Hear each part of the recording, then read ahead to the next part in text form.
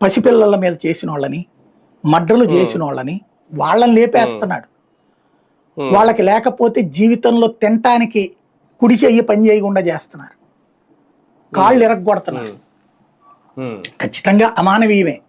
వాళ్ళు చేసిన అమానవీయ చర్యలకి ప్రతీకార అమానవీయ చర్య ఇది. నువ్వు అట్లాంటివి చేస్తుంటే ఒక అర్థం ఉంటుంది. ఇప్పుడు వైఎస్ఆర్ కాంగ్రెస్ పార్టీ కార్యకర్తలు ఆగట్ల, తగ్గట్ల. మామూలుగా అయితే తెలుగుదేశం యాజిటేషన్ చేయడానికి ఏళ్ళు పట్టింది టైం. వీళ్ళు మొదటి 6 నెలల నుంచి బిగిన్ చేసేసారు కదా. రోజు రోజు ఈ కేసులకు భయపడి పారిపోతారు అనుకుంటే పెరుగుతున్నారు కానీ తగ్గట్ల జనం వెనకాల పట్టడం, జగన్ వెనకాల.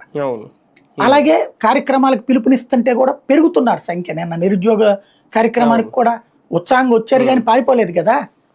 మొన్న మధ్యన ఇంకొక యాజిటేషన్ ఏదో చేస్తే కూడా పారిపోలేదు కదా, వస్తున్నారు కదా. ఈ వచ్చేటటువంటి వాళ్ళందరూ లక్షల్లోనే అవుతారు. ఒక్కో చోట వేలల్లో లెక్కేస్తే రాష్ట్రం అంతా కలిపితే లక్షల్లోనే అవుతారు కదా. ఇలాంటి వాళ్ళందరి మీద కేసులు పెట్టేసి ఓ ఎఫ్ఐఆర్ కట్టేసి పెన్షన్లు తీసేసి ఒక్కసారి కొత్త స్టేజ్ ఇది ఎత్తుగడ. ఎందుకంటే సార్ మొన్న 10లో జరిగింది. అక్కడ చాలా మంది రాళ్ళ దాడి చేశారని చెప్పి చాలా మంది మీద కేసులు పెట్టారట పొదులు ఘటనకు సంబంధించి. అలాగే నిన్న రెంటపాళ్లలో.